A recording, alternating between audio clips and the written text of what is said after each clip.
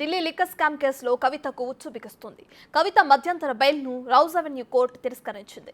కవితకు bail ఇవ్వొద్దన్న ED counter petition దాఖలు చేసింది. అయితే కవితకు బెయిల్ ఇస్తే సాక్ష్యాలను తారుమారు చేస్తారని ఈడీ కౌంటర్ దాఖలు చేసింది. దీంతో వాదనలు విన్న రౌజ్ అవెన్యూ కోర్టు ఈడీ వాదనతో ఏకీభవించింది. కవిత మధ్యంతర బెయిల్ను తిరస్కరించింది. కేసులో కవిత పాత్ర ఉన్నట్లు గుర్తించిన కోర్టు బెయిల్ ఇచ్చేందుకు నిరాకరించింది. అయితే కవిత సాధారణ బెయిల్పై ఆశలు పెట్టుకున్నారు. ఏప్రిల్ 16న కవిత సాధారణ బెయిల్పై విచారణ చేపట్టనున్నారు న్యాయమూర్తి కావేరి పవిత్ర. అయితే కవితకు ఇప్పట్లో బెయిల్ వస్తుందా రాదా అంటే తాజా పరిణామాలు చూస్తుంటే రాదనే సమాధానం వస్తుంది. ఇక Delhi liquor scam, money laundering కేసులో ఇప్పటి వరకు ఏ ఒక్కరికి 6 నెలల్లోపు బెయిల్ లభించిన దాఖలాలు లేవు.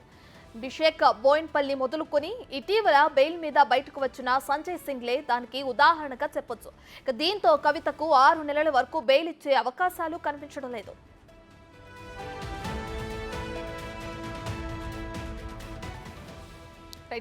ఇదే అంశానికి సంబంధించి మరింత సమాచారాన్ని మా ప్రతినిధి శివ ఢిల్లీ నుంచి లైవ్ లో అందిస్తారు.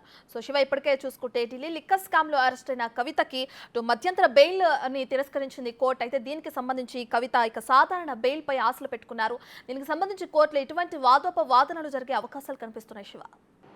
రత్న, ఢిల్లీ లిక్కర్ స్కామ్ సంబంధించి Delhi liquor scam money laundering కేసులో అరెస్ట్ అయి ప్రస్తుతం తిహార్ జైల్లో ఉన్న కవితకు సంబంధించి బెయిల్ మధ్యంతర బెయిల్పై నిన్న రౌజ్ అవెన్యూ కోర్టు న్యాయమూర్తి కావేరి బవేజా మధ్యంతర బెయిల్ పిటిషన్ సంబంధించి తీర్పును వెలువరించారు. బెయిల్ పిటిషన్ తిరస్కరిస్తూ బెయిల్ ఇచ్చేందుకు నిరాకరించారు.